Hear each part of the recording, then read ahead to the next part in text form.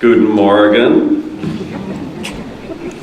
Bernhard, herzlichen Dank for not only your introduction, but also for your extraordinary leadership of AmCham. I think you came into your position just at about the same time that I came into mine, and it continues to be a great pleasure and honor to work with you, and just so impressed with what you have been able to accomplish with your colleagues at AmCham over the past 3+ years. So, Bernhard Mattis, folks.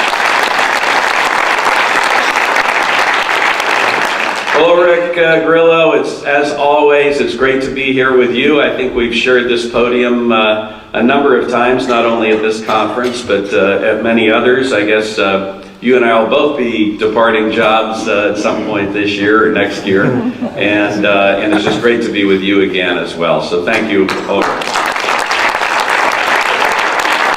It's also, as always, good to have our extraordinary Consul General here in Frankfurt with us, Jim Herman, sitting in the front row with his signature Hawaiian tie.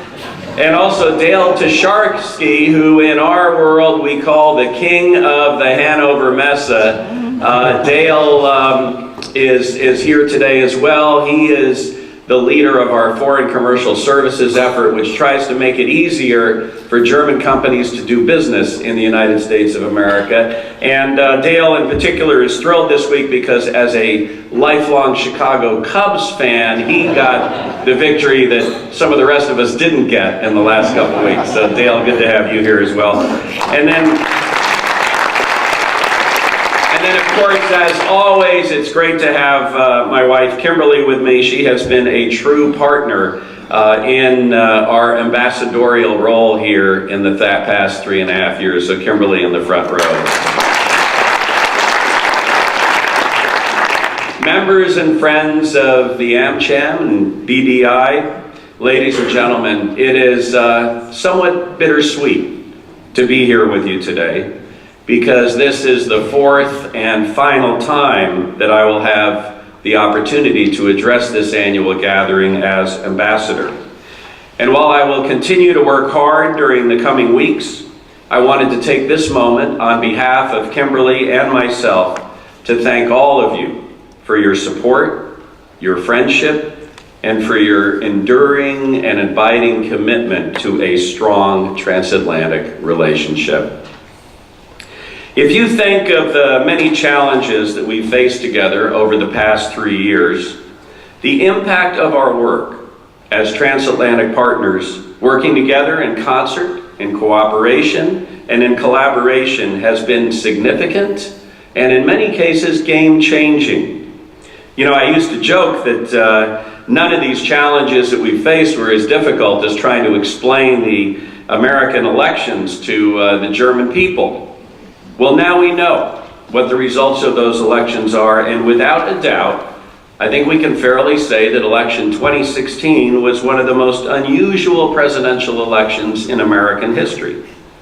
And I suspect that we're going to be hearing for quite some time about what happened and why, about the lessons that can be learned from this long campaign, especially as Europe faces its own major elections in 2017. But after 48 straight hours of doing press on the subject, I do not plan on diving into that today.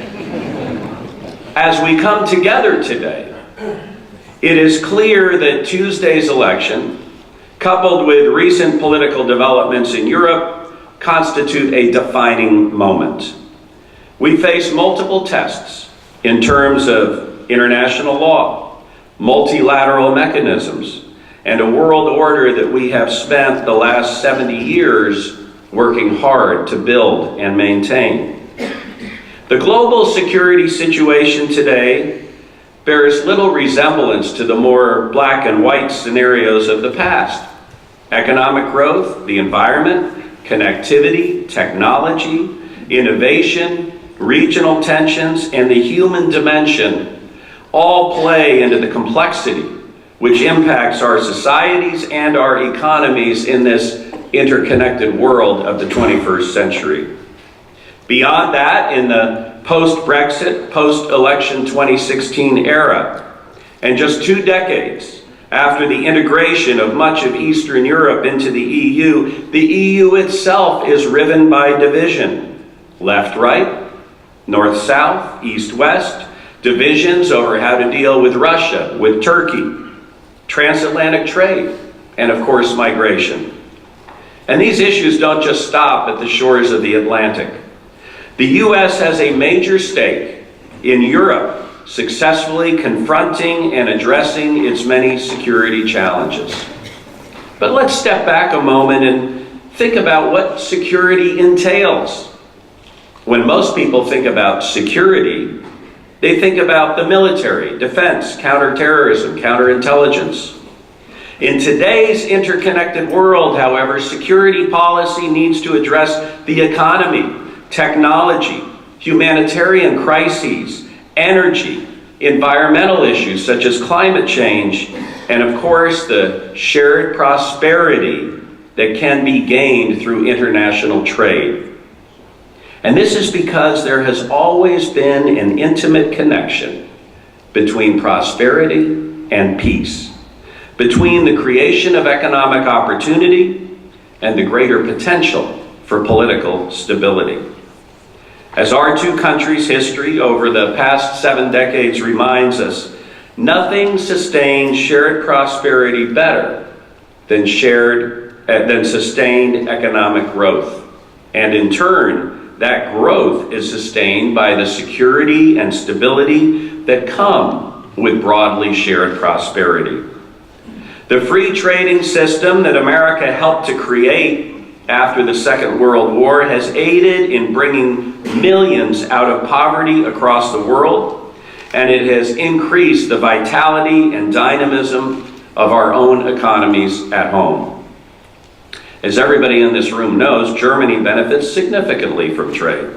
It continues to be our largest trading partner in Europe. The United States is now the top market for German exports, and there is significant bilateral investment between our two countries. More broadly speaking, the United States and the European Union have the largest trade and investment relationship in the world. We trade about $3 billion in goods and services every single day, supporting over 13 million jobs across Europe and the United States. Yet many in Europe, and as we saw in this campaign, for sure in the United States, no longer see how trade benefits them. In fact, as we have recently seen, trade can evoke great emotions in both of our countries. Why is that? Well, it's an understatement to say that today we are facing a world of remarkable complexity, characterized by our interconnectedness and fueled by the rapid pace of globalization and technological change. And for many, this has created a pervasive sense of unease. More concretely, there's no question that over the years, many European and American workers and families have been hurt by the localized costs of globalization, automation, or jobs shipped overseas without necessarily seeing or feeling the benefits of trade, which are far more diffuse but are very much real. Technology, globalization, and entrepreneurial energy are creating wider economic opportunity and growth, but they also create greater inequality and leaving many workers and communities feeling left out and fearful of diminishing prospects for themselves and their children. Global migration is leading to demographic diversity and entrepreneurial energy, but also increased competition in the workplace and the added challenge, as you're experiencing here in Germany, of cultural integration. As a result of the global revolution in communications, the world is more connected than ever before. But that also means that an act of terrorism anywhere is felt everywhere, creating a sense that the world is becoming unhinged and that those in power are incapable of dealing with it. These economic, cultural, demographic, and social changes, coupled with a polarization in government and in society that makes it harder to get things done, have significantly diminished public confidence in the political process. Consequently, in the United States and in Europe, people on both extremes of the political spectrum are angry because they do not think that government or any establishment institution, including business, are working for them. This anger and the anxiety from which it arises have contributed to the Brexit vote, to the rise of populism on both the right and the left, in much of Europe, and of course to the polarization and the anti-establishment voting that we saw in our 2016 election. Few issues will be as important to the success of the new president-elect as the restoration of confidence in both the global and domestic economy. As I said frequently over the past several months, mainstream politicians on both sides of the Atlantic who ignore the realities that underlie the anxiety that have fueled these politics do so at their peril. How we respond to these forces will determine the durability of an international order that ensures security and prosperity for future generations. The benefits of growth must be broadly shared, and the benefits of global economic integration have got to reach middle-class working families through better jobs and higher living standards. This is the fundamental lesson of the 2016 election in the United States, as well as Brexit and the rise of Euroscepticism on this continent.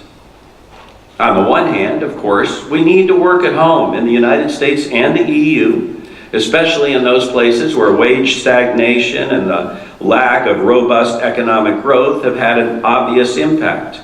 More growth means more jobs. Tight labor markets are the best social program, as employers hire and mentor new workers.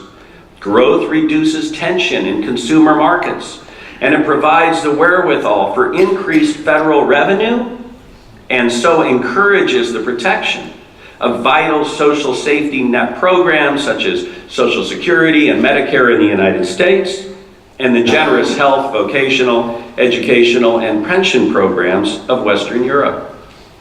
In economies like ours, the vast majority of job creation and income growth comes from the private sector. Over the past 8 years, the private sector in the United States has added 14 million new jobs.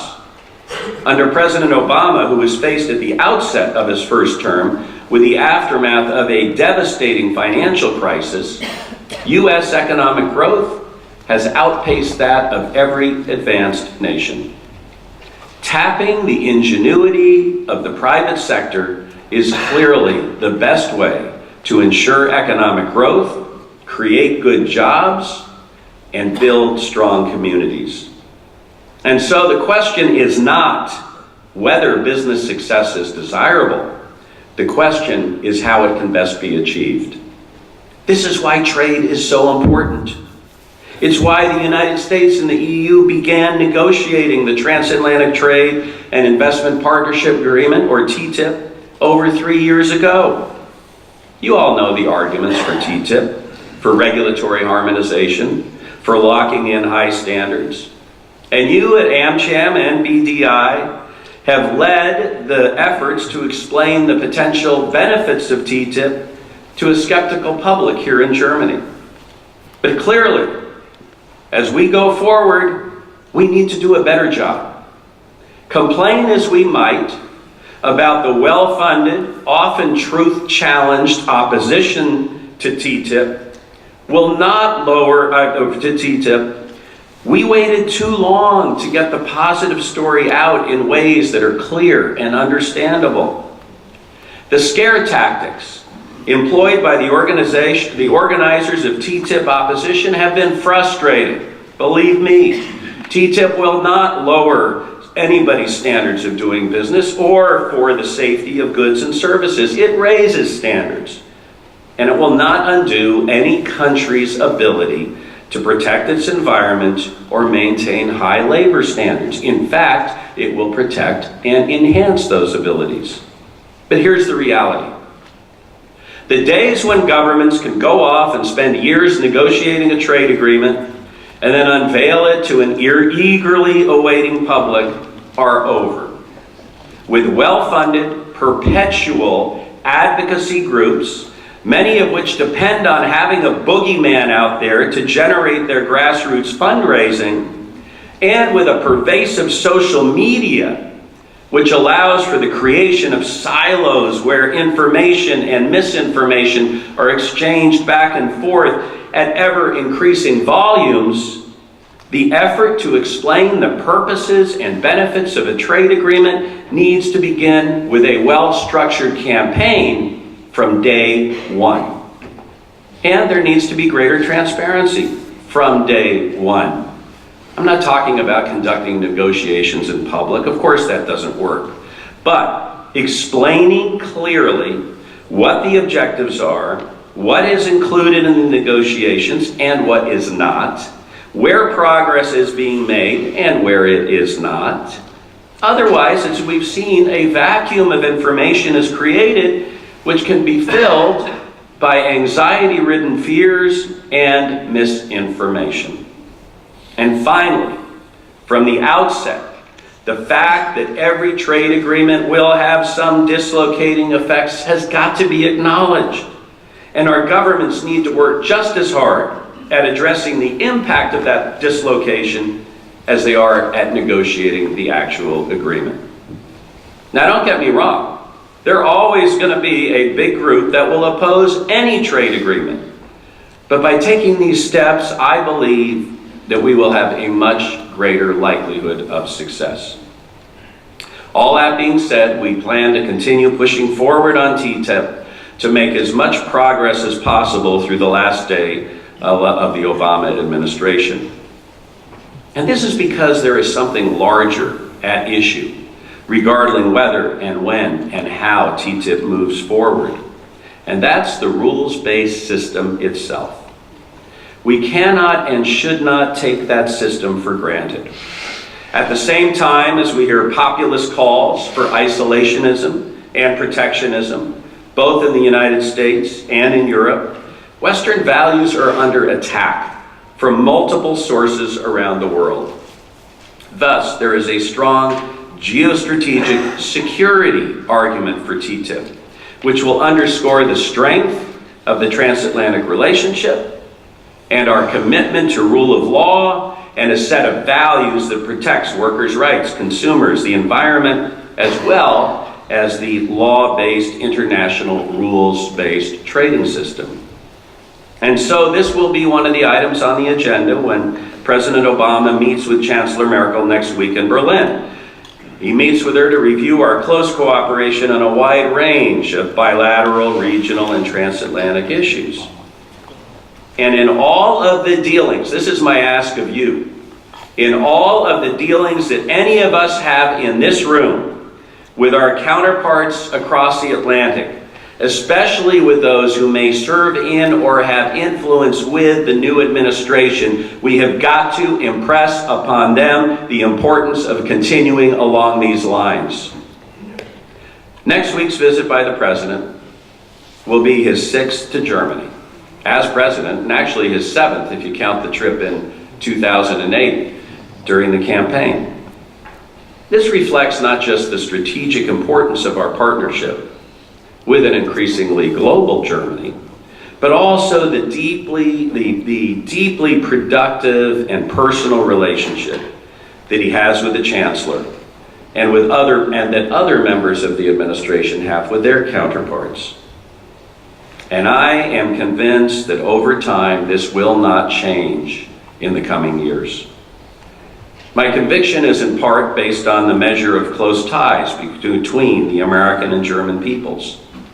And our business ties are built on those personal relationships, and these connections are ongoing. As the overwhelming success of the Hanover Messe in 2016 demonstrated. In fact, when I was in Washington last week, in a dinner with Commerce Secretary Penny Pritzker, she told me that many of the American companies who are here at Hanover this year are already lining up to return to Hanover in 2017. And so, in closing, again, I would like to personally thank all of you for your dedication to the kind of dialogue and exchange that is so important to sustaining and building upon the close relationship between Germany and the United States. And we're not only talking about a free and open exchange of goods and services, but of ideas and perspectives, of mutually shared values. Yes, both Europe and the United States face a longer run set of challenges, but on each and every one of these, we have much we can learn from one another. And we can succeed if we proceed with pragmatism, cooperation, and flexibility. There is so much that we can do together in the months and years to come. Thank you very, very much.